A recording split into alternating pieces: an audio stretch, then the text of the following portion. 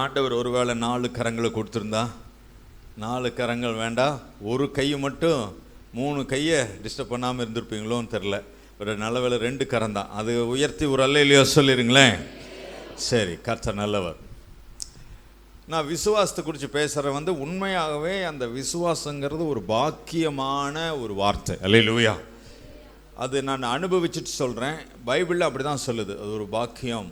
விசுவாசத்தில் நம்ம இருக்கிறோம் அப்படின்னாவே அது ஒரு பெரிய ஒரு ஆசீர்வதிக்கப்பட்டவர்களாக இருக்கிறோம் அப்படின்னு அர்த்தம். சரிங்களா? எல்லாருனாலையும் விசுவாசிக்க முடியாது. உங்க நல்லா கவனிச்சுக்கங்க. நம்ம பக்கத்து வீட்டுக்காரர் இருக்கிறாங்க, சொந்தக்காரர் இருக்காங்க, இயேசுவை ஏற்றுக்கொள்ளாதவங்க ஏதோ பொதுவான ஒரு நம்பிக்கை இருக்குது. இயேசு ஒரு தெய்வம் தான், பைபிள் வாசிக்கணும் அப்படின்னு பொதுவான நம்பிக்கை இருக்கலாம். ஆனால் விசுவாசங்கிறது நம்பப்படுகிற உறுதியாக இருப்பது தான் விசுவாசம். இந்த விசுவாசம் எல்லாத்துக்குமே இருக்காது பாருங்கள். இப்போ இந்த விசுவாசத்தை பற்றி சில பேர் சாதாரணமாக நீங்கள் நினைக்க தேவையில்லை. ஏன்னா விசுவாசமே இல்லாத போது தான் விசுவாசத்தினுடைய மகிமையே தெரியும். கரங்களை உயர்த்தி ஒரு அல்லேலூயா சொல்லுங்கள். உங்களுக்கு விசுவாசமே வரமாட்டேங்குது, விசுவாசிக்கவே முடியல பிரதர், பாஸ்டர் இயேசுவை விசுவாசிக்க முடியல, அவருடைய வார்த்தையை விசுவாசிக்க முடியல. அப்படிங்கும்போது தான் அந்த விசுவாசத்தினுடைய மகத்துவம் உங்களுக்கு தெரியும். ஆகவே இந்த விசுவாசங்கிறது ஒரு பெரிய கிருபை. விசுவாசம் என்பது பைபிளில் ஒரு கடல் மாதிரிங்க, ஒரு பெரிய சப்ஜெக்ட்.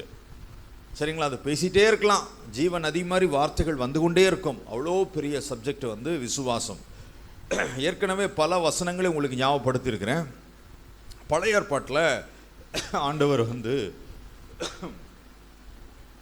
விசுவாசம் எல்லாம் பழைய ஏற்பாட்டில் எல்லாம் ஆண்டவர் விசுவாசத்தினால் அண்ட சராசரங்களை உண்டாக்கினாலும் இந்த விசுவாசத்தினுடைய ஆப்ஷன் பழைய ஏற்பாட்டில் கொடுக்கப்படவில்லை, பழைய உடன்படிக்கையில் கொடுக்கப்படவில்லை. பழைய ஏற்பாட்டில் எப்படி தேவன் நடத்தினார், பழைய ஏற்பாட்டில் எப்படி பரிசுத்தவான்களை நடத்தினார்னா, ஆண்டவர் ஒரு லிஸ்ட் வச்சுருந்தார். ஆண்டவர் ஒரு டைரி இருந்தது. ஆண்டவருக்கு ஒரு டைரியில் எல்லாருமே இல்லை. ஆண்டவருடைய டைரியில் யார் இருந்தால் ஆபேல் இருந்தார், ஆண்டவருடைய டைரியில் நோவா இருந்தார், ஆண்டவருடைய டைரியில் யாராக இருந்தார், ஏனோக்கு இருந்தார், ஆபிரகாம் இருந்தார், ஈசாக்கு யாக்கோபு இருந்தார், யோசேப் அவருடைய டைரியில் குறிக்கப்பட்டிருந்தார். ஆண்டவருடைய டைரியில் பார்த்தீங்கன்னா தாவீது ராஜா, சாலமோன் ராஜா, ஏசாயா, இந்த தீர்க்கதரிசிகள் பெயரெல்லாம் இருந்தது. பைபிளில் ஒரு முக்கியமான வசனம் இருக்குது. தேவன் எவர்களை முன்குறித்தாரோ அவர்கள் அழைத்திருக்கிறார். அப்போது தேவன் எவர்கள் மேல் இரக்கமாய் இருக்க சித்தமாயிருந்தாலோ அவர்கள் மேல் இரக்கமாயிருந்தார். எவர்கள் மேல் கிருபையாய் இருக்க சித்தமாயிருந்தாரோ அவர்கள் மேல் கிருபையாய் இருக்க சித்தமான. பழைய ஏற்பாட்டு பழைய உடன்படிக்கை இதுதான். எல்லாருமே தேவனுடைய பிள்ளை ஆக முடியாது, எல்லாருமே நீதிமான் ஆக முடியாது, எல்லாருமே தேவனுடைய பிள்ளை ஆக முடியாது. பழைய ஏற்பாட்டில் பழைய உடன்படிக்கையில் தேவன் யாரார நியமிக்கணும்னு அவர் திட்டம் பண்ணாரோ அவர்கள் மட்டுமே தேவனுடைய பிள்ளைகள், அவர்கள் மட்டுமே தீர்க்கதரிசிகள், அவர்கள் மட்டுமே தேவனுடைய ஊழியக்காரர்கள், அவர்கள் மட்டுமே தேவனுக்கு உகந்தவர்களாக இருந்தார்கள். தேவன் தீர்மானித்த, it was decided by God, தேவனால் தீர்மானிக்கப்பட்டவர்கள் மட்டும் பழைய ஏற்பாட்டில். ஆனால் புதிய ஏற்பாட்டில் அப்படி இல்லை. வாசித்து பாருங்கள், 5ஆம் அதிகாரம் 1வது வசனம். ரோமர்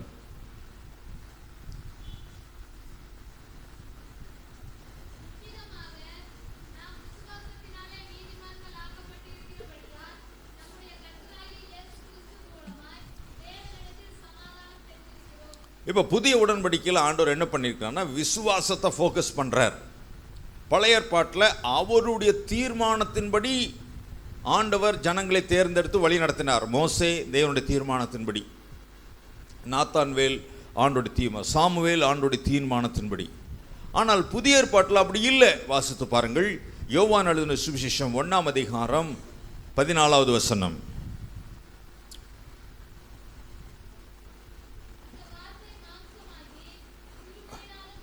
14 12 வாசிங்க. அவருடைய நாமத்தின் மேல் விசுவாசம் உள்ளவர்களாய்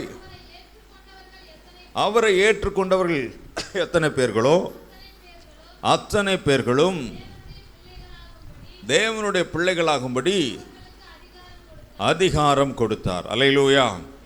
அப்போ அன்பானவர்களே, அவருடைய நாமத்தின் மேல் புதிய ஏற்பாட்டில் தேவன் தீர்மானிக்கிறது அல்ல, இப்போ நாம் வாழுகிற காலத்து தேவன் தீர்மானிக்கல, மனுஷன் தீர்மானிக்கிற மாதிரி.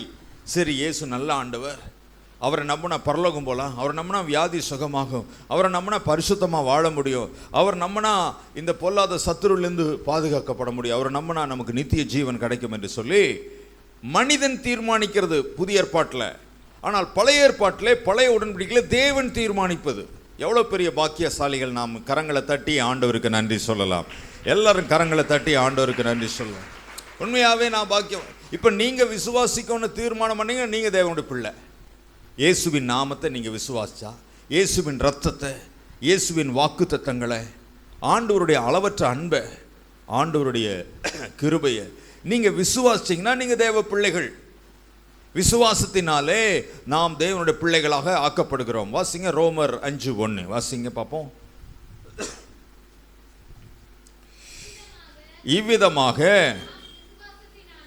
இவ்விதமாகனா அந்த 4ஆம் அதிகாரம் ஃபுல்லாக சொல்லப்பட்டிருக்குது. எப்படி ஆபிரகாம் தேவனை விசுவாசித்தான், எப்படி நட்சத்திரங்களை விசுவாசித்து நட்சத்திரங்களைப் போல பிள்ளைகள், எப்படி கடற்கரை மணலை விசுவாசித்து அதை போல பிள்ளைகள் என்று சொல்லி 4ஆம் அதிகாரத்தில் ஃபுல்லாக விசுவாசத்தை பற்றியே சொல்லப்பட்டிருக்குது. அதனால தான் 5ஆம் அதிகாரத்தில் சொல்லப்பட்டிருக்கிறது, இவ்விதமாக விசுவாசத்தினால நீதிமான்கள் ஆக்கப்பட்டிருக்கிறபடியால். கரங்களை உயர்ச்சி ஒரு அல்லேலூயா சொல்லுங்களேன். அப்போ புதிய ஏற்பாடு முழுவதும் எதை அடிப்படையாக வைத்திருக்கிறது? விசுவாசம். விசுவாசம் இருந்தால் தான் தேவனுடைய பிள்ளை.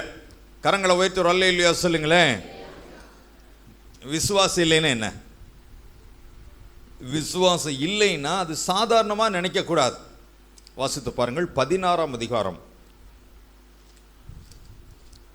பிள்ளைகள்லாம் +2 என்ன வாங்குவாங்க? மார்க் எழுதின சுவிசேஷம் 16ஆம் அதிகாரம். விசுவாசியாதவனோ, வாசிங்க 16வது வசனம். விசுவாசம் உள்ளவனாகி ஞானஸ்தானம் பெற்றவன் ரட்சிக்கப்படுவான். விசுவாசியாதவனோ ஆக்கினைக்குள்ளாக தீர்க்கப்படுவான். நல்லா பாருங்க, விசுவாசிச்சால விசுவாசிக்கலாம், இல்லைன்னா இல்லை. அப்படி இல்லை. விசுவாசிச்சா உங்களுக்கு பரலோகம், இல்லைன்னா நரகம். எப்படிங்க? பக்கத்தில் பார்த்து சொல்லுங்க. விசுவாசிச்சா பரலோகம், விசுவாசிக்கலைன்னா நகரமா நரகம். என்னது? நரகம். விசுவாசியாதவனோ கோபாக்கினைக்குள்ளாக தீர்க்கப்படுவான். அதனால தான் விசுவாசம் ரொம்ப ரொம்ப ரொம்ப ரொம்ப ரொம்ப முக்கியம். இதுக்கு இன்னொரு ஆதாரம் 3ஆம் அதிகாரம் 16வது வசனம். யோவான் வாசிங்க.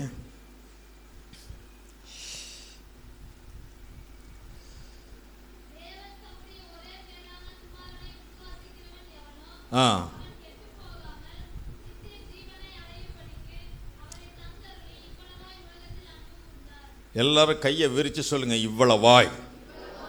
ஒருத்தர் இப்படி கையை வீசினாங்கன்னா பக்கத்துல முகத்தை அடிச்சிடும்ல, அந்த மாதிரி வீச வேண்டாம், மெதுவாக வீசுங்க. ஏன்னா சில அரசியல் தர இப்படிம்பாங்க, அவ்வளோதான், பக்கத்தில் இருக்கும் மூக்கு உடஞ்சிரும். அப்போ கையை விரிச்சு சொல்லுங்க, இவ்வளவாய். கையை விரிச்சு சொல்லுங்க, இவ்வளவாய் உலகத்தில் அன்பு கூர்ந்தார். ஆமென். அப்போ என்ன அர்த்தம்னா, விசுவாசிக்கிறவன் எவனோ அவன் கெட்டு போகாமல் நரகத்துக்கு போகாமல் பரலோகத்தை அடையும்படி அன்பு கூர்ந்தார். யாரு? விசுவாசிக்கிற. விசுவாசியாதவனோ ஆக்கினைக்குள்ளாக. அப்போ விசுவாசம் முக்கியமா இல்லையா? இப்போ சொல்லுங்க. ஆமீன், ஹல்லேலூயா. அப்போ நம்முடைய வாழ்க்கை முழுதும் விசுவாசத்தினால் நீதிமான். இது அடிப்படை சத்தியம். நான் ஏற்கனவே பல முறை உங்களுக்கு நான் சொல்லியிருக்கிறேன். சரி, விசுவாசம் முக்கியம் என்றால், அது கண்டிப்பாக நீங்கள் வேண்டும் என்றால், அவ்விசுவாசம் மோசமானது. எல்லாரும் சொல்லுங்க, அவ்விசுவாசம் என்னது? உங்கள் வாழ்க்கையிலே ஒரு நாளும் அவ்விசுவாசம் வந்துவிடக்கூடாது. சரிங்களா? அவ்விசுவாசம்ங்கிறது எதுக்கு சமம்னா, மரணத்துக்கு சமம். மரணத்துக்கு சமம். ஏன்னா விசுவாசியாதவனோ அப்படின்னா, அவ்விசுவாசம் வந்தாலோ கோபாக்கினைக்கு தீர்க்கப்படுவான், ஆக்கினைக்குள்ளாக தீர்க்கப்படுவான், நரகத்துக்கு போவான். அப்போ அவ்விசுவாசம் உள்ளவர்கள் எதற்கு தான் போவார்கள்? பரலோகத்துக்கா? அப்போ நரகத்துக்கு போகக்கூடிய அவ்விசுவாசம் நமக்கு இருக்கவே கூடாது. கரங்களை உயர்த்தி அல்லேலூயா சொல்லுங்களே. 2வது வசனம் 4ஆம் அதிகாரம் எபிரேயர் வாசிங்க. எபிரேயர் 4:2.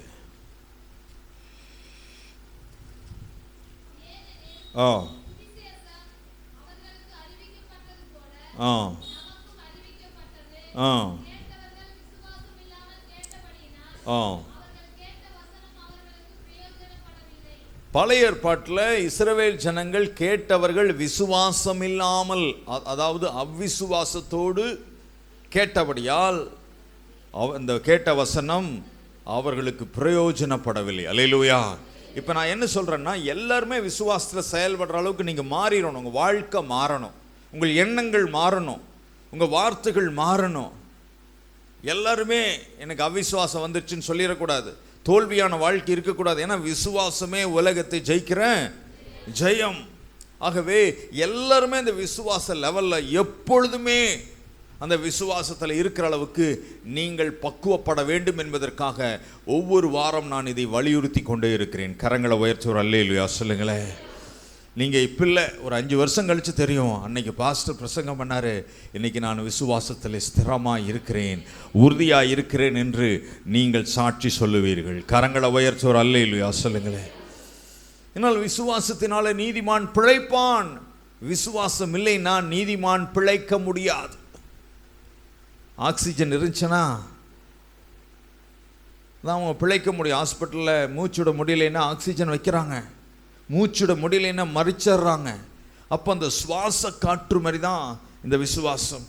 ஒரு மீன் தண்ணியில் தான் இருக்கணும் அப்படின்னு சொல்லி ஆண்டவர் முடிவு பண்ணதுனால அது தண்ணியில் தான் இருக்கணும்.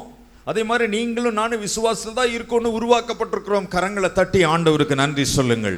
நீங்களும் நானும் விசுவாசத்தில் வாழும்படியாக உருவாக்கப்பட்டிருக்கிறோம். கரங்களை உயர்த்தி ஒரு அல்லேலூயா சொல்லுங்க. அப்போ எது வேணும் எது வேண்டாம்? விசுவாசம். எது வேண்டாம்? அவிவிசுவாசம் இல்லைங்க. என்னது? அவ்விசுவாசம் வேண்டாம். எது வேண்டாம்? அவ்விசுவாசம் வேண்டாம். அல்லேலூயா. சரி, ஆகவே உங்கள் வாழ்க்கையில் பைபிள் சொல்லுது அவ்விசுவாசமான பொல்லாத இருதயம். அவ்விசுவாசம் இருந்துச்சுன்னா உங்கள் இருதயம் பொல்லாங்கான இருதயம். வாசித்து பாருங்கள், எபிரேயர் 3ஆம் அதிகாரம் வசனத்தை கண்டுபிடிச்சு வாசிக்கிறீங்களா? எபிரேயர் 3ஆம் அதிகாரம் 12வது வசனம். சகோதரரே, ஜீவனுள்ள தேவனை விட்டு விலகுவதற்கு ஏதுவான அவ்விசுவாசமுள்ள பொல்லாத இருதயம் உங்களில் ஒருவனுக்குள்ளும் இராதபடிக்கு நீங்கள் எச்சரிக்கையாய் இருங்கள். அவ்விசுவாசமான பொல்லாத இருதயம். என்ன இருதயம்?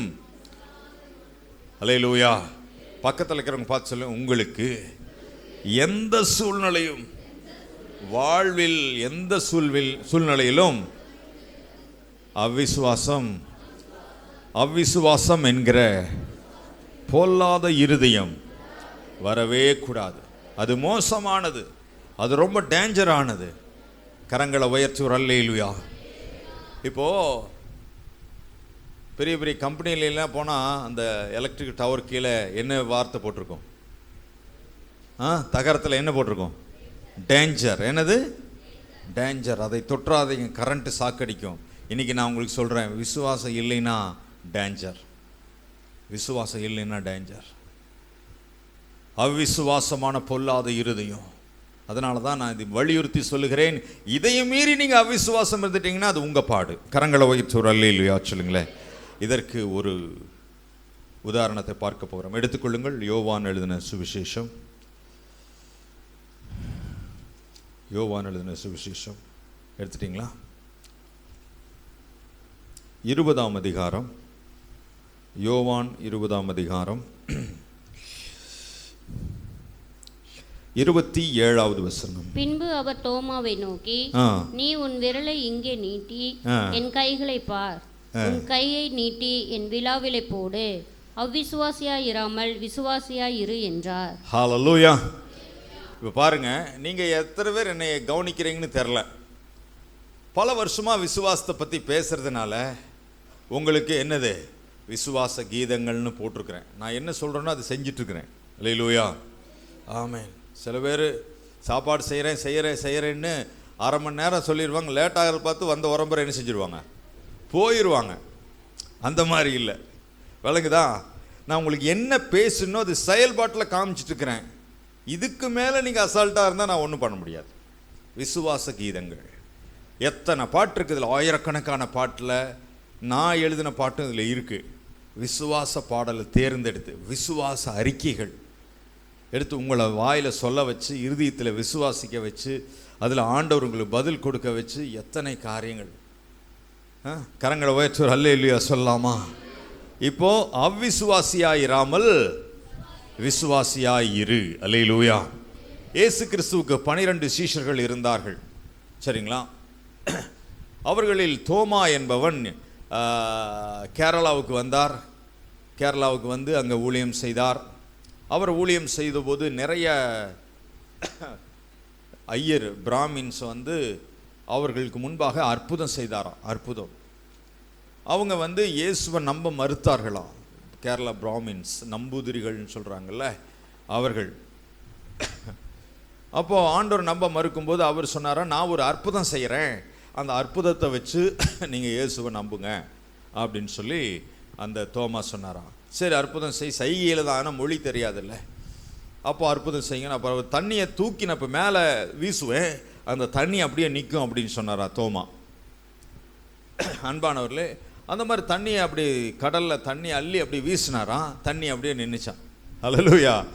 ஏன்னா இயேசுவினுடைய சீஷன் அல்லவா. நின்று சில பேர் ரட்சிக்கப்பட்டாங்களாம். அதனால தான் இன்னைக்கு கேரளாவில் பெரும்பாலான கிறிஸ்தவர்கள் நிறைய சர்ச்சு நீங்கள் பார்க்கலாம். நாங்கள் ஒரு வாரத்துக்கு முன்னால் செரினாவை கூப்பிட்றதுக்கு கொச்சின் ஏர்போர்ட்டுக்கு போனபோது நாங்கள் பார்த்துட்டே இருந்தோம். பாருங்கள், சர்ச்சு ஒரு 10 அடிக்கு ஒரு சர்ச்சு, ஒரு 20 அடிக்கு ஒரு சர்ச். அவ்வளோ ஆசீர்வாதமான ஒரு தேசம், கடவுளின் தேசம்னு சொல்கிறாங்கல்ல கேரளாவை. அப்போது முதல் தோமா வந்தது ஒரு பெரிய ஆசீர்வாதம். அப்படி அவர் அற்புதம் செஞ்சு நிறைய அந்த உயர்குலத்த பிராமணர்கள் வந்து என்ன செஞ்சாங்க, இயேசுவை நம்ப மறுத்து அவரை துரத்துனாங்களா. துரத்தி அவர் ஓடியே சென்னை வந்தாராம். சென்னை வந்து அவர் இந்த சென்ட் தாமஸ் மவுண்ட்னு சொல்லி இன்றைக்கி சென்னையில் இருக்குது. அந்த தாமஸ் சாந்தோம் மலை, அந்த இடத்துல தான் ஒரு பெரிய சர்ச்சு கட்டியிருக்கிறாங்க. ஏன்னா அந்த இடத்துலையும் வந்து அநேகரை இயேசுவின் சீஷர்களாக ஆக்கினார்னு சொல்கிறாங்க. அந்த நேரத்தில் தான் திருவள்ளுவரும் தோமாவும் நண்பர்களாக இருந்தார்கள். அப்போது திருவள்ளுவருக்கு 83 வயசுன்னு சொல்லி சொல்கிறாங்க. அப்போ கடற்கரையிலே அந்த தோமா வந்து அவர் இயேசுவின் சுவிசேஷத்தை சொல்லியிருக்கிறார். அன்பானவர்களே, அதான் சொல்லி, ஆதியிலே வார்த்தை இருந்தது, அந்த வார்த்தை தேவனிடத்தில் இருந்தது, அந்த வார்த்தை தேவனாய் இருந்தது. இதுதான் யோவான் எழுதின சுவிசேஷம் 1ஆம் அதிகாரம் 1ஆம் வசனம். அதனால் திருக்குறளையும் முதல் திருக்குறள் என்னன்னா, அகர முதல எழுத்தெல்லாம் ஆதி பகவன் முதற்றே உலகு. அகர முதல எழுத்தெல்லாம் என்பது ஆதியிலே வார்த்தை. ஆதி பகவன் என்றால் ஆதியிலே தேவன், முதற்றே உலகு என்றால் உலக தோற்றத்துக்கு முன். அப்போ உலக தோற்றத்துக்கு முன் தேவன் வார்த்தையாக இருந்தார். அதான் யோவான் 1ஆம் அதிகாரம் 1ஆவது வசனம். அல்லேலூயா. அப்போ நிறைய திருக்குறள்கள் வந்து வேத வசனத்தில் எழுதப்பட்டிருக்கிறது என்று சொல்லி நான் உங்களுக்கு சொல்லியிருந்தேன். பொறிவாயில் 5 அவித்தான் பொய்த்தீர் ஒழுக்க நெறி நின்றார் நீடு வாழ்வார். சரி, இனிய உளவாக இன்னாத குரல் கனியிருப்ப, இதுக்கெல்லாம் வசனம் இருக்கிறது, சரிங்களா? ஏகப்பட்ட திருக்குறள் இருக்கிறது. அப்போ அப்போஸ்தலனாகிய தோமாவும் திருவள்ளுவரும் நண்பராக இருந்ததுனால அநேக வசனங்கள் திருக்குறளாக வந்திருக்கின்றன என்று சொல்லி நாம் பார்க்கிறோம். கரங்களை உயர்த்துவர் அல்லேலூயா. சரி, இப்போ சென்னை வந்த இந்த தோமா என்ன செய்தார், அங்கேயும் ஊழியம் செய்தார். அங்கே என்ன செஞ்சாங்க, அவரை ஓட அடித்து கல்லுலேயே அடித்து கொண்டிருக்கிறாங்க. தோமாவை இரத்த சாட்சியாக மறித்திருக்கிறார். அப்போ கல்லுலேயே அடித்து கொண்ட அந்த இடத்துல இன்றைக்கி அந்த அவருடைய பாடியை புதைச்சிருக்கிறாங்க. புதைச்ச இடத்துல நீங்கள் சென்னை போனீங்கன்னா சென்ட் தாமஸ் மவுண்ட் என்கிற இடத்துல அந்த ஆலயம், பெரிய ஆலயம், மிகப்பெரிய ஆலயம் இருக்கிறது. ஆகவே அந்த தோமா இயேசு கிறிஸ்துனுடைய 12 சீடர்களில் ஒருவனாக இருந்தான். கரங்களை உயர்த்துவர் அல்லேலூயா சொல்லுங்களேன். அப்போது இன்னைக்கு ஏன் நமக்கு அவிசுவாசம் அதிகமாக இருக்குது தெரியுமா? யாராவது தெரியுமா?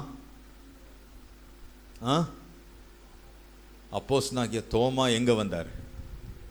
தமிழ்நாட்டுக்கு வந்ததுனால, அண்ணே நீங்கள் மட்டும் விசுவாசமாக இருந்தால் பத்தாது, நம்மளும் உங்களோட சேர்ந்துக்கிறோம் அப்படின்னு இன்னைக்கு நிறைய பேர் இந்த விசுவாசத்தை பற்றியே நிறைய சபைகளில் பேசுவதில்லை.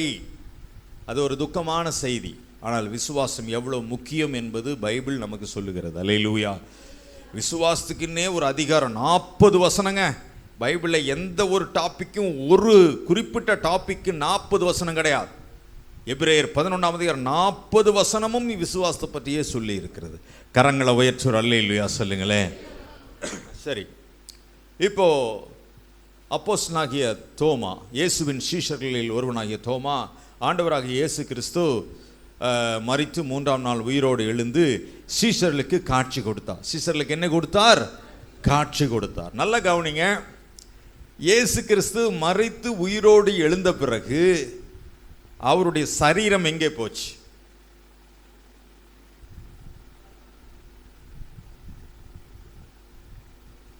அவருடைய சரீரத்தை எடுத்து எங்காச்சும் வச்சாங்களா? அங்கே போன அவர் இல்லை, அவர் அங்கே இல்லை. சரீரம் எங்கே போச்சு? இல்லை. அவர் உலோகத்தில் இருந்தார்ல 40 நாள், உயிரோடு எழுந்த பிறகு 40 நாள் இருந்தார்ல, அவருடைய சரீரம் எங்கே போச்சு?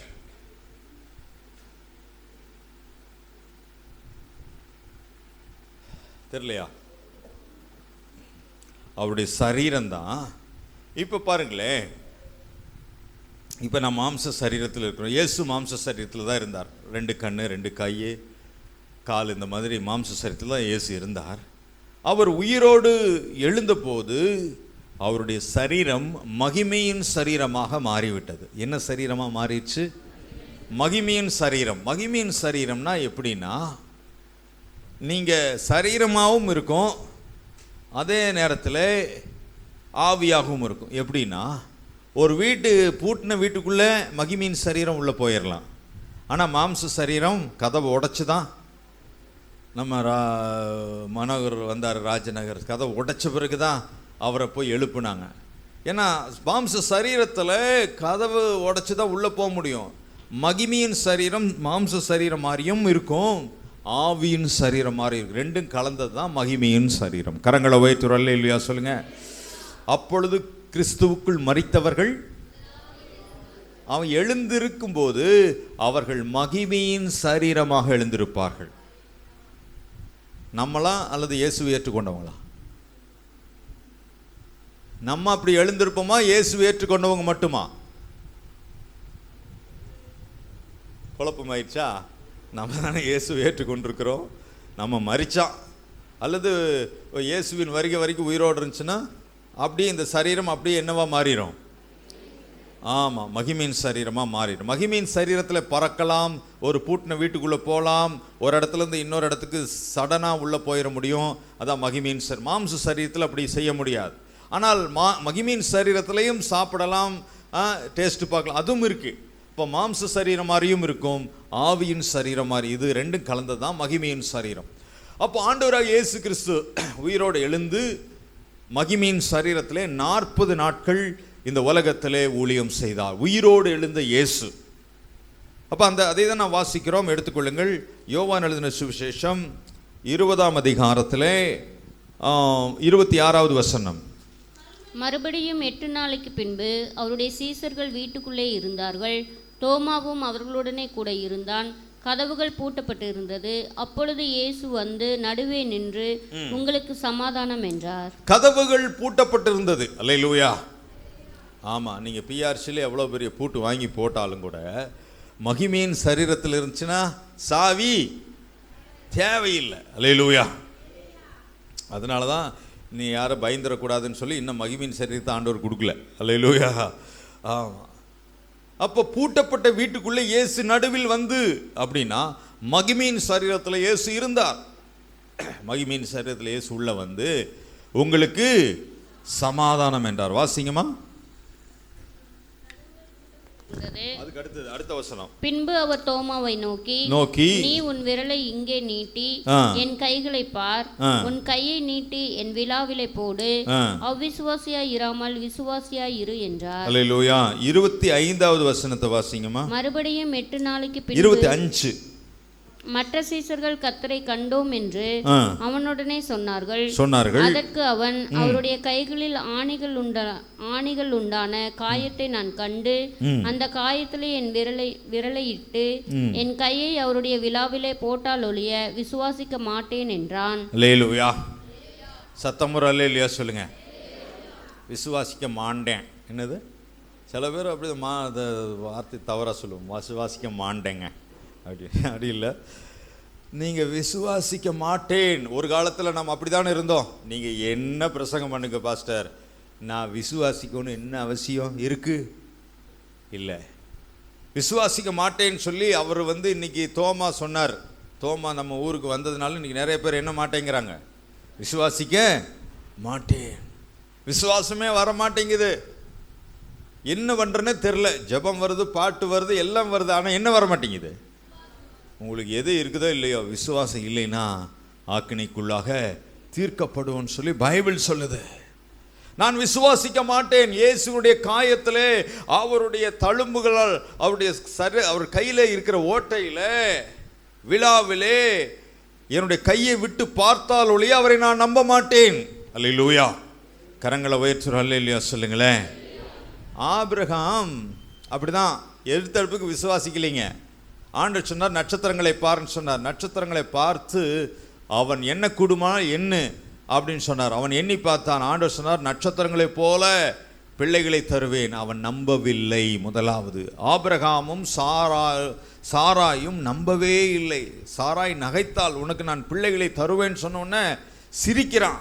அதனால தான் ஈசாக்குங்கிற பேருக்கு அர்த்தம் நகைப்பின் மகன், சிரிப்பிலே பிறந்தவன். ஏன்னா அந்த சாராய் என்ன செய்தாள்? அவள் விசுவாசிக்கல. தொடர்ந்து அவன் நட்சத்திரங்களை பார்க்க பார்க்க பார்க்க அவனுக்கு நட்சத்திரங்களை போல ஆண்டவர் எனக்கு பிள்ளைகளை தருவார் என்று விசுவாசிக்க ஆரம்பித்தான். உங்களுக்கு கூட ஆரம்பத்தில் விசுவாசம் இருந்திருக்காது. நீங்கள் வசனங்களை படிக்க படிக்க கர்த்தர் என்னை நல்ல தேசத்திலே பிரவேசிக்க பண்ணி இருக்கிறார், இது உண்மையா சொன்ன ஆரம்பிச்சிருந்தீங்கன்னா அதனுடைய பலனை நீங்கள் அனுபவிக்க ஆரம்பித்திருப்பீர்கள். கரங்களை உயர்த்துறோம். அல்லேலூயா. எத்தனை பேர் இந்த வசனத்தை சொல்ல ஆரம்பிச்சு என் வாழ்க்கையில் கொஞ்சமாவது எனக்கு மாற்றம் வந்துச்சுன்னு சொல்றவங்க கை தூக்கும் பார்க்கலாம். கர்த்தர் என்னை நல்ல தேசத்திலே பிரவேசிக்க இதை சொல்ல ஆரம்பிச்சதுலேருந்து மாற்றம் வர ஆரம்பிச்சிருக்கா இல்லையா? கரங்களை தட்டலாம். எல்லாரும் கையை தூக்குற அளவுக்கு மாற்றம் வர வேண்டும். அல்லேலூயா. அதுதான் இந்த சத்தியத்தின் நோக்கம். எல்லாரும் கை தூக்கணும். என் வாழ்க்கையில மாற்றம் வந்துருச்சு அப்படின்ட்டு. நான் இதை பிரசங்கம் பண்ண 5 வருஷத்துக்கு முன்னால் மீனாட்சி மண்டபத்திலே கர்த்தர் என்னை நல்ல தேசத்திலே உண்மையாகவே சொல்கிறேன், என்னுடைய எல்லா பெரும்பாலான பகுதிகளிலே ஆண்டவரே இவ்வளவு நல்லவராக இருக்கிறீங்கன்னு சொல்கிற அளவுக்கு என்னை ஆசீர்வதித்தார், மற்றவர்களுக்கு ஆசீர்வாதமாக வைத்தார், அநேகருக்கு நியாயம் சொல்ல, அநேக குடும்பங்களுக்கு சமாதானம் பண்ணி வைக்க ஆண்டவர் கிருபை கொடுத்து கொண்டு இருக்கிறார். கரங்களை உயர்த்துவார். அல்லேலூயா சொல்லுங்கள். உண்மையாகவே வசனத்தின்படி நாம் வாழ முடியும். வசனத்தின்படி ஆசீர்வாதத்தை சுதந்திரிக்க முடியும். நம்மில் அன்பு கூறுகிற இயேசு கிறிஸ்துவினாலே முற்றிலும் ஜெயத்தோடு வாழ முடியும். கரங்களை உயர்த்துவார். அல்லேலூயா சொல்லுங்களேன்.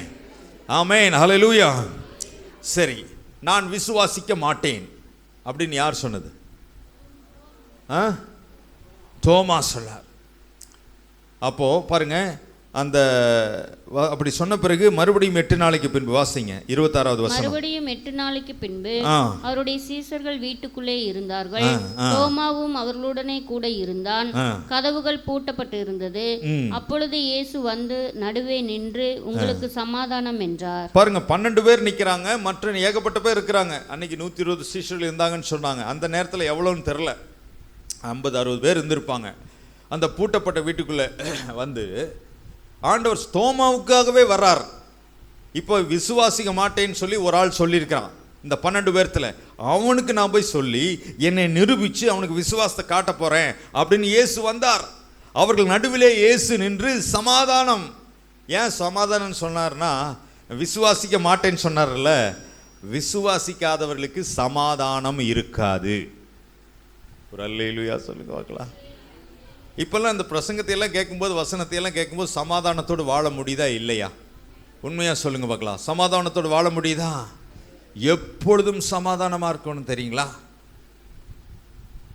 ஆண்டவர் சமாதானம். ஏன்னா அந்த அவிசுவாசமாக இருக்கிறேன், எனக்கு விசுவாசிக்க மாட்டேன்னு சொன்னதுக்கு ஆண்டவர் சொன்ன உனக்கு சமாதானம், நீ விசுவாசிக்கலைன்னா உனக்கு சமாதானம் கிடைக்காதுன்னு சொல்லி ஆண்டவராக இயேசு சொன்னார். வாசிங்க 27ஆம் வசனம். பின்பு அவர் தோமாவை நோக்கி, நீ உன் விரலை இங்கே நீட்டி உன் கைகளை பார், உன் கையை நீட்டி என் விலாவிலே போடு, அவ்விசுவாசியாய் இராமல் விசுவாசியாய் இரு என்றார். அவ்விசுவாசியாய் இராமல் விசுவாசி. நேருக்கு நேர் அந்த தோமா தான் இந்தியாவுக்கு வந்தார், தமிழ்நாட்டுக்கு வந்தார், சென்னைக்கு வந்தார்.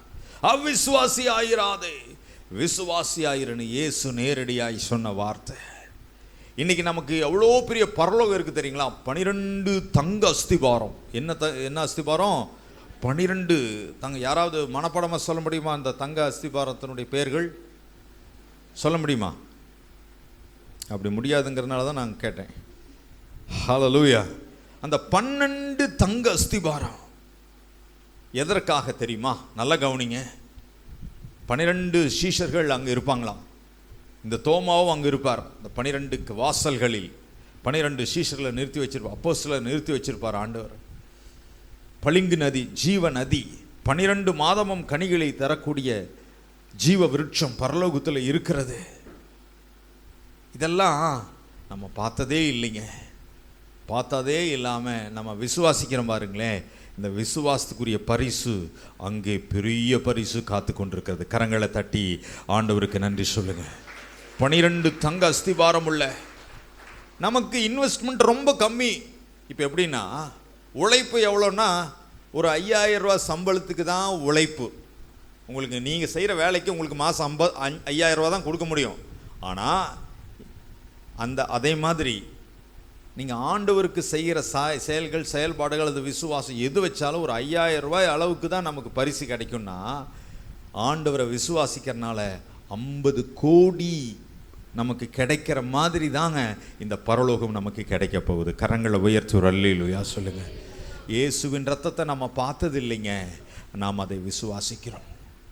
இயேசுவை பார்த்தது இல்லை, இயேசுவை விசுவாசிக்கிறோம். பிதாவை பார்த்தது இல்லை, பிதாவை விசுவாசிக்கிறோம். பரிசுத்த ஆவியானவரை பார்த்ததில்லை, அவரை நாம் விசுவாசிக்கிறோம். பரலோகத்தை பார்த்ததில்லை, பரலோகத்தை விசுவாசிக்கிறோம். தேவ தூதர்களை பார்த்ததில்லை, தேவ தூதர்களை நாம் விசுவாசிக்கிறோம். அவர்கள் இருக்கிறார்கள், செயல்படுகிறார்கள் என்று விசுவாசிக்கிறோம். அநேக காரியங்களை நம்ம பார்த்ததே இல்லை. ஆனால் அதாவது பைபிள் சொல்கிறது, கண்டு விசுவாசிக்கிறவனை பார்க்கிலும் காணாம விசுவாசிக்கிறவர்கள் பாக்கியவான்கள். அல்லேலூயா, ஹல்லேலூயா. நம்ம விசுவாசிக்கிற அதுக்குரிய பலன், பெரிய பலன். 5000 ரூபா தான் சம்பளம், அல்லது 50000 ரூபா தான் நமக்கு சம்பளம் கிடைக்க வேணும். ஆனால் 500 கோடி, 5000 கோடி சம்பளம் கிடைக்கிற மாதிரி இந்த இயேசுவை விசுவாசிங்க, விசுவாசிங்க, விசுவாசிங்கன்னு வாரம் நான் சொல்லிகிட்டே இருக்கிறேன், கத்திட்டே இருக்கிறேன். அந்த விசுவாசித்து செயல்பட்டீங்கன்னா 50000 கோடி அளவுக்கு மதிப்புள்ள பரலோகத்தை, அந்த ஆசீர்வாதங்களை தேவன் நமக்கு வைத்திருக்கிறார். கரங்களை தட்டி ஆண்டவருக்கு நன்றி சொல்ல ஆரம்பிக்கலாம். வாசிக்கலாம், தொடர்ந்து வாசிங்கம்மா. என் ஆண்டவரே, என் தேவனே என்றான். அதற்கு இயேசு, தோமாவே, நீ என்னை கண்டதினாலே விசுவாசித்தாய், காணாதிருந்தும் விசுவாசிக்கிறவர்கள் பாக்கியவான்கள் என்றார். அல்லேலூயா. இயேசு யாரை பத்தி சொன்னாரே? இன்னைக்கு நீங்களும் நானும், இந்த உலகத்துல கோடான கோடி பேர் காணாமல் விசுவாசித்து கொண்டிருக்கிறார்கள். அவர்களில் நீங்களும் நானும் ஒருவன். அல்லேலூயா.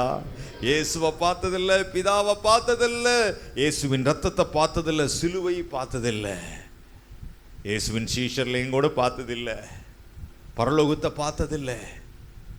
ஆனால் இங்கே பைபிள் சொல்லுது, கண்டு நீ விசுவாசிக்கிறாய் தோமாவே, ஆனால் காணாமல்.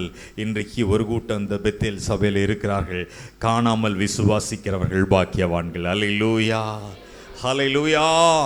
பக்கத்தில் கரம் பிடிச்சு கை குலுக்கி சொல்லுங்க, நீங்கள் பாக்கியவான்கள். நீங்கள் விசுவாசிக்கிறதுனாலே நீங்கள் பாக்கியவதி. என்னது? பாக்கியவதி. நீங்கள் பாக்கியவான்கள். ஹல்லேலூயா. சத்தமா ஒரு அல்லேலூயா சொல்லுங்களேன். சரி, 30வது வசனம். இந்த புஸ்தகத்தில் எழுதியிராத வேறு அநேக அற்புதங்களையும் இயேசு தமது சீசருக்கு முன்பாக செய்தார். இயேசு தேவனுடைய குமாரனாகிய கிறிஸ்து என்று நீங்கள் விசுவாசிக்கும்படியாகவும், விசுவாசித்து அவருடைய நாமத்தினாலே நித்திய ஜீவனை அடையும்படியாகவும் இவைகள் எழுதப்பட்டிருக்கிறது. இயேசு தேவனுடைய குமாரனை கிறிஸ்து என்று நீங்கள் விசுவாசிக்கும்படியாகவும், விசுவாசித்து அவருடைய நாமத்தினாலே நித்திய ஜீவனை அடையும்படியும் இவைகள் உங்களுக்கு எழுதப்பட்டிருக்கிறது. கிறிஸ்து என்று விசுவாசிக்கும்படி, விசுவாசித்து அவருடைய நாமத்தினாலே நித்திய ஜீவன். அல்லேலூயா. நித்திய ஜீவன ஒரு அர்த்தம் பரலோகம். பரலோகம் நீங்கள் விசுவாசித்ததினாலே கிடைக்கும். அல்லேலூயா. ஆமா. இன்னொரு இடத்துல நாம் பார்க்கிறோம், அந்த வசனத்தை நீங்க எடுங்க, முடிஞ்சா எடுங்க, இல்லாட்டினா நான் சொல்றேன். எல்லாரும் இயேசு சொன்னாரு, ஜனங்கள் என்னை யார் என்று சொல்லுகிறார்கள், ஜனங்கள் என்னை யார் என்று சொல்லுகிறார்கள் என்று எல்லாரும் கேட்குறாங்க. அப்படி சொல்லும்போது பேதுரு என்ன சொல்றாருன்னா, நீர் ஜீவனுள்ள தேவனாகிய கிறிஸ்து. அந்த வசனத்தை எடுத்தவங்க வாசிக்கலாம், எடுத்துக்கொள்ளுங்கள். மத்தேயு 16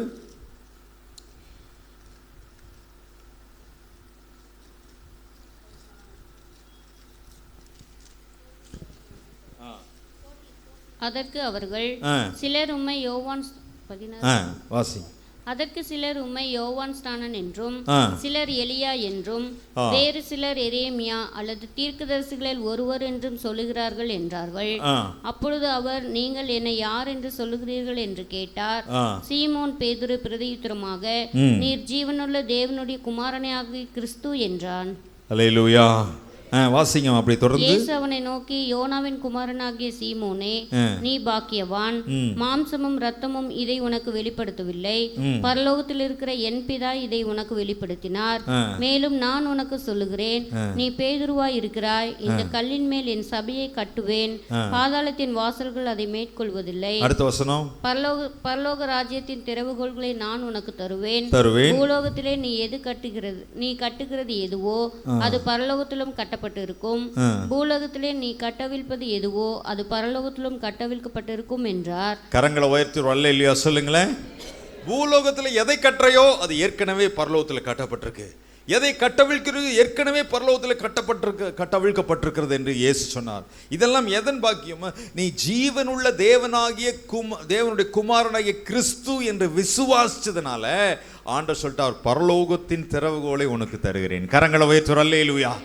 நீங்க அப்படி விசுவாசிங்கன்னா பரலோகத்தின் சாவியை உங்களுக்கு கொடுக்கிறார் ஆண்டவர். எதை கட்டுறீங்களோ, இயேசுவின் நாமத்தில் பொல்லாத ஆவியை கட்டுகிறேன், அது கட்டப்படுகிறது. பிசாசின் கிரிகளை கட்டுகிறேன், அது செயல்பட முடியாது. அநேக முறை பிசாசை ஓட்டும் போது சொல்லுவோம், சும்மா ஓவரா கத்தும் பாருங்க பிசாசு, ஏய் இயேசுவின் வாயை மூடு அப்படின்னா முடிய, ஆடாத, சரி ஆட மாட்டேன். இந்த மாதிரி நிறைய நீ எவைகளை கட்டுகிறது கட்டப்படும். சும்மா போட்டு அலக்களிக்காத, உருண்டு பெறலாத, ஒரே இடத்துல உட்கார்ந்துக்கிறேன் என்ன சொல்ல, அப்படியே கேட்கும் பாருங்களேன். பூலோகத்தில் எவைகளை கட்டுவீர்களோ அது பரலோகத்தில் ஏற்கனவே பரலோகத்தில் கட்டப்பட்டது தான் நம்ம பூலோகத்தில் நம்ம கட்டுறோம். கரங்களை உயர்த்துற அல்லேலூயா. எதை கட்டவிழ்க்கிறீர்களோ, எதை கட்டவிழ்க்கணும் பாருங்களேன். அது விசுவாசம் இருந்தால் தான் செயல்படுத்த முடியும். ஆசீர்வாதங்களை கட்டவிழ்க்க வேண்டும். ஆசீர்வாதங்களை திறந்து விடுங்க. உங்க வீட்டில் சமாதானத்தை கட்டவிழுங்கள், பரிசுத்தத்தை கட்டவிழுங்கள், சுகத்தை கட்டவிழுங்கள், ஆரோக்கியத்தை கட்டவிழுங்கள், பலனை கட்டவிழ்த்துருங்க. பிசாசை கட்டவிழ்த்துறாதீங்க. ஆமா, பிசாசை கட்டுங்கள், வியாதியை கட்டுங்கள், பலவீனத்தை கட்டுங்கள், பில்லி சூனியத்தை கட்டுங்கள், தரித்திரத்தை கட்டுங்க, பாவத்தின் கிரிகளை கட்டி விடுங்கள், சமாதானத்தை சந்தோஷத்தை கட்டவிழுங்கள். ஹல்லேலூயா. இதெல்லாம் இதனுடைய அடிப்படை தேவனுடைய குமாரனாகிய. இன்னைக்கு ஞானஸ்தானம் எடுக்கும்போது நம்ம என்ன சொல்றோம்? நீ இயேசு கிறிஸ்துவை தேவகுமாரன் என்று விசுவாசிக்கிறாயா? அதுதாங்க மெயின். அதுதான் இன்னைக்கு நிறைய பேர் அது ஒரு தடவை சொன்னா ரட்சிக்கும். ஆமா, அப்படிதான் பைபிள் சொல்லுது. What is the Bible chase, அப்படி தாங்க சொல்லுது. நீங்க 40 நாள் முட்டி போட்டா நீ தேவனுடைய பிள்ளைன்னு சொல்லலை. என்ன சொல்லியிருக்குன்னா, இயேசுவே என் ரட்சகர், இயேசுவே என் தெய்வம், இயேசுவே என் ஆண்டவர் என்று இருதயத்தில் விசுவாசிச்சு வாயில் அறிக்கை பண்ணீங்கன்னா நீ தேவனுடைய பிள்ளை ஆகிறாய். அவருடைய நாமத்தின் மேல் விசுவாசம் உள்ளவர்களாய், அவரை ஏற்றுக்கொண்டவர்கள் தான் தேவனுடைய பிள்ளை. இயேசுவே கிறிஸ்து என்று அறிக்கை பண்ணுகிற எவனும் தேவனால் பிறந்திருக்கிறான். கரங்களை உயர்த்து அல்லேலூயா சொல்லுங்களேன். வாசிங்க 5ஆம் அதிகாரம் 1வது வசனம். 1 யோவான்.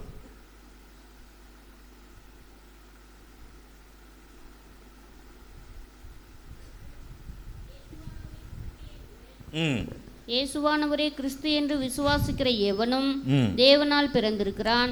பிறப்பித்தவரிடத்தில் அன்பு கூறுகிற எவனும் அவரால் பிறப்பிக்கப்பட்டவனிடத்திலும் அன்பு கூறுகிறான். நல்லா கவனிங்க. இயேசுவானவரே கிறிஸ்து. எல்லாரும் சொல்லுங்க,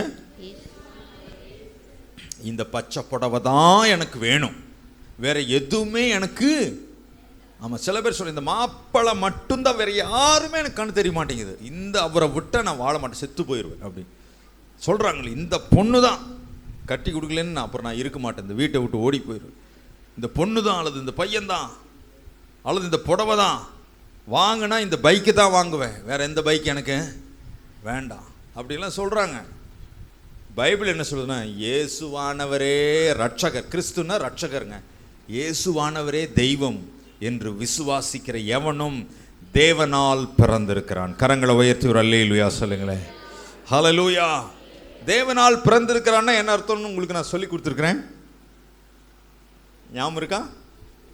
முன்னொரு காலத்தில் தேவனால் பிறந்திருக்கிறான்னு என்ன அர்த்தம்?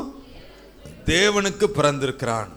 தேவனுக்கு பிறந்திருக்கிறான்னா நாம் தேவனுடைய பிள்ளை, அவ்வளோ சிம்பிள். தேவனுக்கு நம்ம பிறந்திருக்கிறோம் அப்படின்னா நம்முடைய அப்பா தேவன், நான் தேவனுக்கு பிள்ளை அப்படின்னா விசுவாசிக்கும் போது தான் ரட்சிக்கப்படுகிறோம். இந்த உலகத்திலே ஒரு 10,000 செத்த பிணங்கள் உயிரோடு எழும்புவதை விட ஒரு மனுஷன் ரட்சிக்கப்படுவது பெரிய விஷயம். அல்லேலூயா. அப்போ அந்த விசுவாசம் ரொம்ப முக்கியம். இயேசுவே ஆண்டவர் எல்லா சூழ்நிலையிலும். ஒருத்தர் சொன்னார், என்னங்க எப்போ பார்த்தாலும் விசுவாசம் இதுக்கு மேலே அடுத்தது என்ன சொல்லுங்க. ஏங்க இது இப்போ 1ஆவதுக்கு அடுத்தது 2ஆவதுக்கு அடுத்தது அப்படி இல்லைங்க. பைபிள் சொல்லுது விசுவாசம் தான் எல்லாமே அப்படின்னு சொல்லியிருக்கு. ஒரு அல்லேலூயா சொல்லுங்க. விசுவாசமே உலகத்தை ஜெயிக்கிற ஜெயம். பிலிப்பியர் கடைசி அதிகாரத்தில் எல்லாவற்றுக்கும் மேலாக விசுவாசம், அந்த வசனத்தை வாசிங்க. பிலிப்பியர் 6:14 வாசிங்க. பிலிப்பியர்ல எபேசியர் 6:14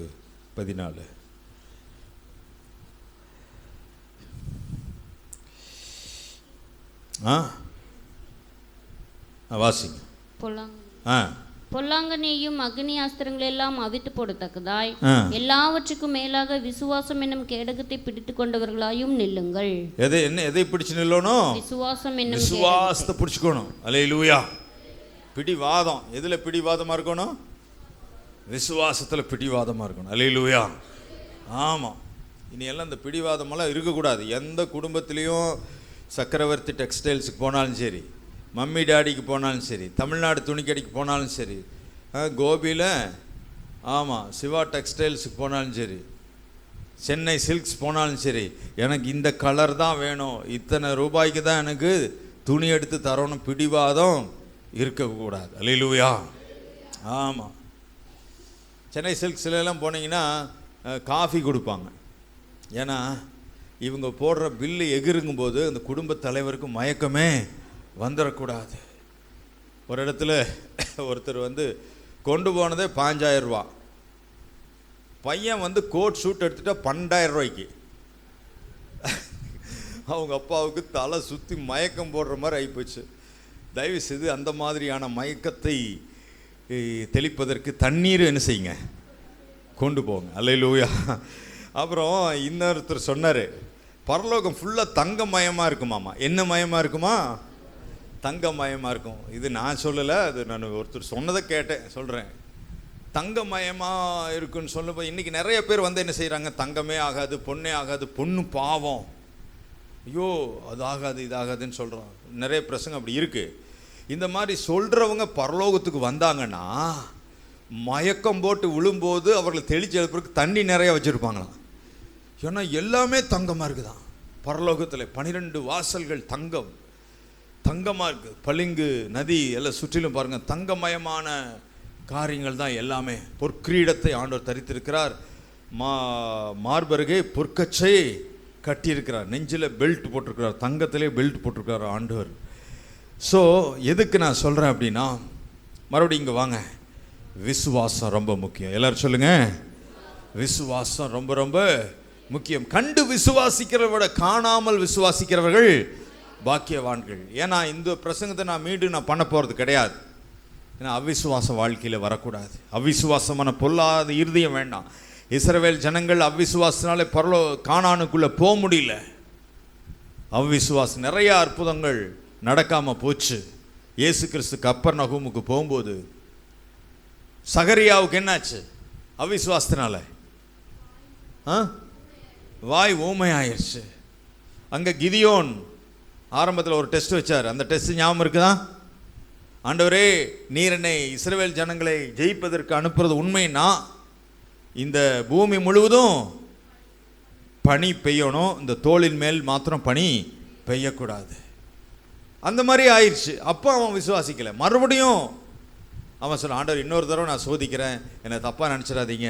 அவன் சொன்னான், ஆண்டவரே இந்த பூமி முழுவதும் என்ன செய்யணும்? பனி பெய்யக்கூடாது, அந்த தோளின் மேல் மாத்திரம் பனி பெய்யணும் அப்படின்னு சொல்லிட்டு. அப்போ அதன்படி தோளின் மேல் மாத்திரம் பனி பெய்தது, அந்த கிரவுண்டிலே பனி பெய்யவில்லை. எத்தனை மேகம் போன்ற இவ்வளவு திரளான சாட்சிகள் இந்த விசுவாசத்திற்கென்று கொடுக்கப்பட்டிருக்கிறது. கடைசியாக அப்போஸ்தலனாகிய பவுல் சொன்ன வார்த்தையை சொல்லி நான் முடிக்கப் போகிறேன். எடுத்துக்கொள்ளுங்கள். 1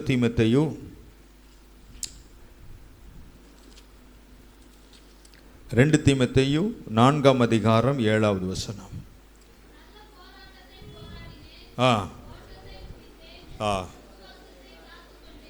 விசுவாசத்தை காத்துக்கொண்டேன், நல்ல போராட்டத்தை போராடினேன். இன்னைக்கு ஒரே ஒரு சத்தியத்தை சொல்லி நான் க்ளோசிங் ப்ரேயருக்கு போகிறேன். நல்லா கவனிங்க. உங்களுக்கு ஒரே ஒரு போராட்டம், நல்லா கவனிங்க. இந்த போராட்டம் உங்களுக்கு இருக்குதுன்னு நீங்கள் சொல்லுவீங்க. பாஸ்டர், நீங்கள் கரெக்டாக தான் பேசியிருக்கிறீங்க அப்படின்னு சொல்லுவீங்க. எப்படின்னு கேட்குறேன்னா, உங்களுக்கு ஒரே ஒரு போராட்டம் என்னென்னா, உண்மையாக ரட்சிக்கப்பட்டு மனம் திரும்பின விசுவாசிகளுக்கு ஒரே ஒரு போராட்டம் என்னென்னா, நீங்கள் விசுவாசிக்க முடியாதபடி சூழ்நிலை வருதில்ல, அதுதான் நல்ல போராட்டம். அந்த போராட்டத்தில் நீங்கள் விசுவாசிக்கிற போராட்டம் இருக்குல்ல, அதுதான் அந்த போராட்டம் பற்றி பைபிள் சொல்லு. நல்ல போராட்டம் எதுன்னா, நீங்கள் விசுவாசிக்க முடியாத சூழ்நிலை வரும்போது அதை ஜெயித்து இயேசுவையும் அவருடைய வார்த்தையும் அவருடைய நாமத்தை அவருடைய கிருபையும் அவருடைய அன்பையும் அவருடைய ரத்தத்தையும் விசுவாசிங்கிறே பாருங்களா, அதுதான் நல்ல போராட்டம். கரங்களை உயர்த்தி ஒரு அல்லேலூயா சொல்லுங்க. நல்ல போராட்டத்தை போராடினேன். அப்போஸ்தலனாகிய பவுல் மரிக்கிற தருவாயில் மன்னன் கேட்கிறான், சாகர நேரத்தில் ஏதாவது சொல்ல விரும்புகிறாயா? நீங்கள் என்ன சொல்லுவீங்க? சில பேர் சொல்லுவாங்க, லட்டு சாப்பிட்றதுக்கு ஆசையாக இருக்கு. விளங்குதுங்களா? சில பேருக்கு பாருங்களேன், இந்த கேக்கெல்லாம் எப்படி தான் கட் பண்ணி கொடுத்தாலும் அது அந்த கேக் எடுத்து லட்டு மாதிரி உருண்டை பண்ணி சாப்பிட்டா தான் சாப்பிட்டமாக இருக்கும் சில பேருக்கு. விளங்குதுங்களா? ஹலோ, அந்த மாதிரி பாருங்க, கடைசி ஆசை என்ன உங்களுது மரண தருவாயில்? நீங்கள் என்ன சொல்லுவீங்க? ஹலோ, இயேசு கிறிஸ்து.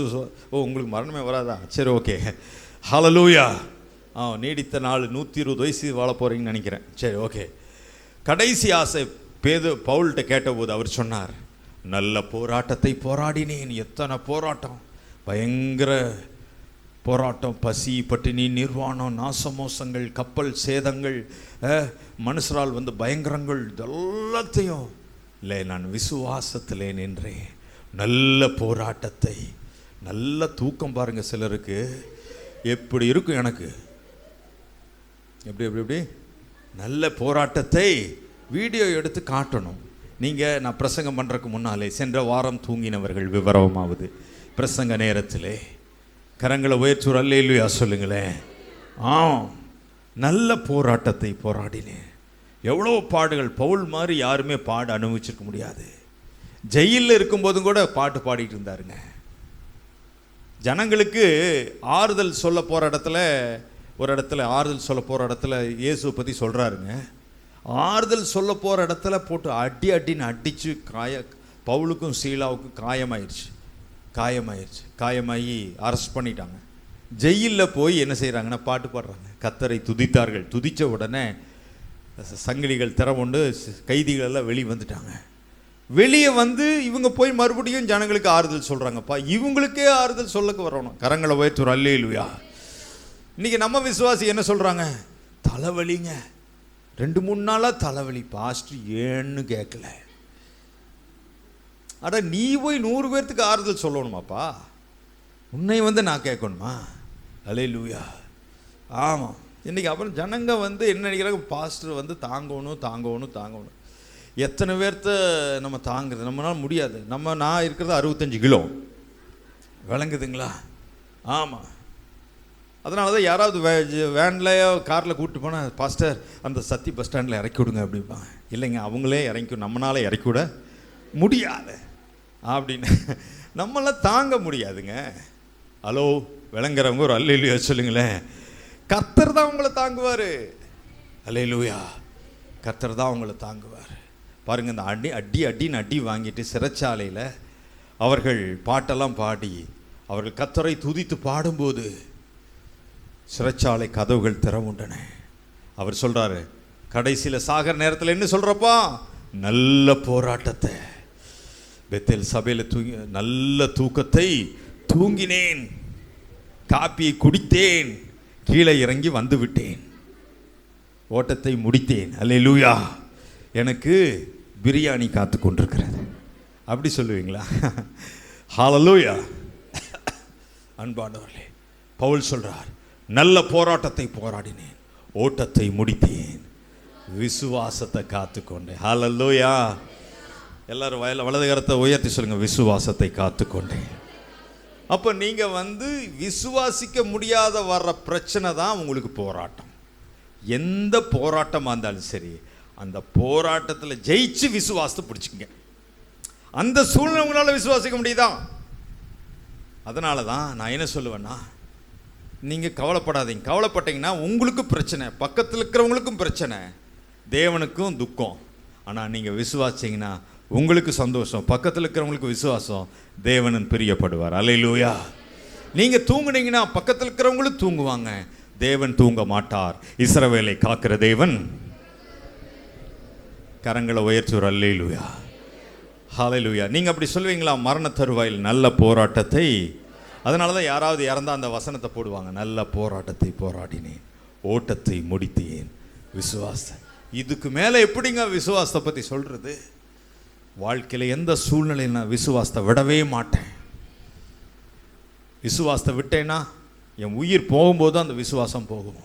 அந்த அளவுக்கு அதன் மேலே ஒரு பயங்கர வெறி. இறுக்கி பிடிச்சுங்க, தேவன் மேலே அளவற்ற தேவனை கட்டி பிடிக்கிற மாதிரி இந்த ஸ்டேஜை நான் இறுக்கி கட்டி பிடிக்கிற மாதிரி இயேசுவை இறுக்கி பிடிச்சுங்க. நீங்கள் தான், உங்களுடைய ரத்தம் தான், உங்களுடைய நாமம் தான், உங்கள் வார்த்தை தான், உங்கள் கிருபை தான், உங்கள் அன்பு தான். நான் உங்களை விட்டு போகவே மாட்டேன் ஆண்டவரே. ஒருபோதும் தேவன் நம்மளை விட்டு விலக மாட்டார். நீங்களும் சொல்லுங்கள், ஆண்டவரே நான் உங்களை விட்டு போகவே, உங்களை இறுக்கி பிடிச்சிட்டேன், உங்களை வார்த்தையை பிடிச்சிக்கிறேன், நாமத்தை பிடிச்சிக்கிறேன், கிருபையை பிடிச்சிக்கிறேன், அன்பை பிடிச்சிக்கிறேன். இந்த உலகத்தில் உபத்திரமோ, பாடுகளோ, நிர்வாணமோ, பசியோ, பட்டினியோ, நாசமோசமோ ஒன்றுமே கிறிஸ்துவின் அன்பை விட்டு என்னை பிரிக்காது. கரங்களை உயர்த்துவோர். அல்லேலூயா, அல்லேலூயா, ஹல்லேலூயா. எல்லாரும் சொல்லுங்க, கையை உயர்த்தி, நல்ல போராட்டத்தை போராடி கொண்டிருக்கிறேன், ஓட்டத்தை முடிப்பேன், விசுவாசத்தை காத்துக்கொள்வேன். எழுந்து நிற்கலாம் எல்லாரும்.